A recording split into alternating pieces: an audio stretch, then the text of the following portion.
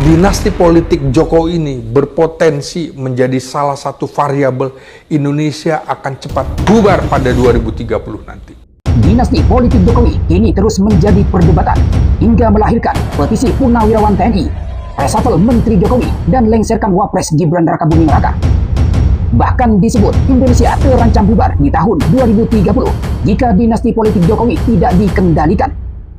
Justru Prabowo sendiri sebelumnya pernah mengungkapkan prediksinya bubarnya Indonesia di tahun 2030. Tetapi di negara lain, mereka sudah bikin kajian-kajian di mana Republik Indonesia sudah dinyatakan tidak ada lagi tahun 2030. Boom! Mereka ramalkan kita ini bubar. Benarkah Indonesia akan bubar di tahun 2030 di tangan dinasti Jokowi? Kabar selengkapnya, silakan tonton sampai selesai agar tidak gagal paham. Jangan lupa untuk subscribe dan bunyikan lonceng notifikasinya agar selalu update dengan video terbaru.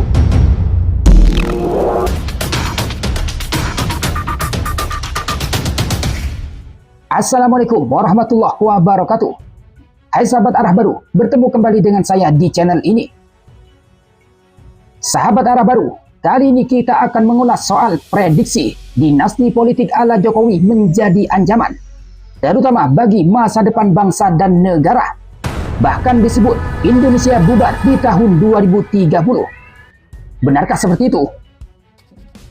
Politik dinasti yang berkembang biak di era Presiden ke-7 Republik Indonesia Joko Widodo atau Jokowi, terutama setelah terpilihnya Gibran Rakabuming Raka sebagai Wakil Presiden tahun 2024, disebut-sebut berpotensi menjadi salah satu variabel yang mengancam keutuhan Indonesia di masa depan, terutama di tahun 2030.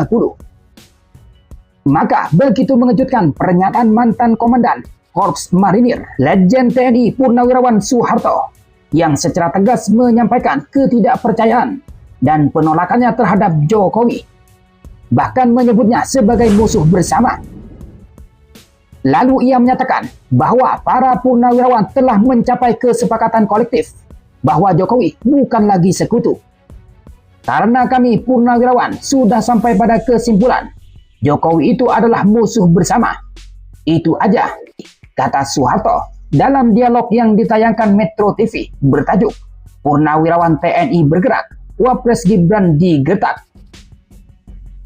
Soeharto juga menyoroti posisi Gibran Rakabuming Raka yang kini menjadi wakil presiden terpilih, di mana kehadiran Gibran di kursi RI 2 menimbulkan kekhawatiran akan adanya cawe-cawe politik lanjutan, terutama kekhawatiran soal potensi kudeta diam-diam terhadap presiden terpilih Prabowo Subianto yang bisa mengancam stabilitas negara.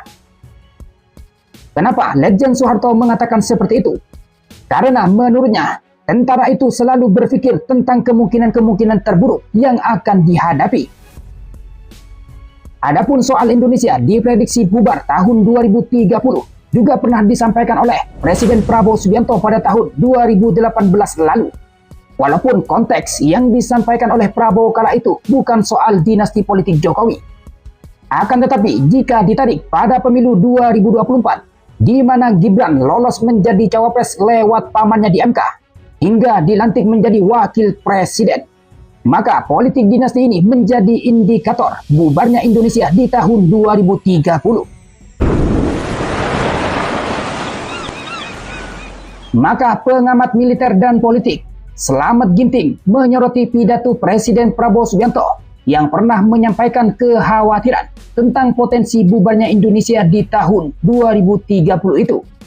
Ia menilai kondisi saat ini dengan dinasti politik Jokowi yang dibangun dengan cara tidak wajar, tidak beretika, dan menabrak konstitusi itu justru memperkuat indikasi dan kekhawatiran Prabowo kala itu.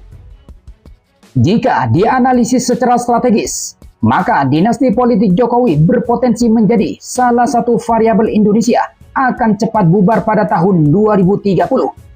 Ini yang harus kita lawan, kata Slamet Ginting, seperti dikutip dari kanal YouTube Abraham Samad. Menurutnya, pengangkatan Gibran yang melalui proses konstitusi yang dipaksakan menimbulkan perdebatan tajam mengenai moralitas kekuasaan dan penyalahgunaan institusi negara. Hal ini menjadi ancaman serius terhadap masa depan demokrasi di Indonesia jika dinasti politik Jokowi tidak dikendalikan. Jika tidak dikendalikan, apa yang diucapkan Prabowo bisa terjadi. Karena itu, kita harus berpikir bersama, tegas Slamet Ginting. Jadi sahabat Arah Baru, permintaan ratusan purnawirawan agar Wakil Presiden Gibran Rakabuming Raka diganti atau dimakzulkan justru mencerminkan sikap kepedulian terhadap masa depan bangsa.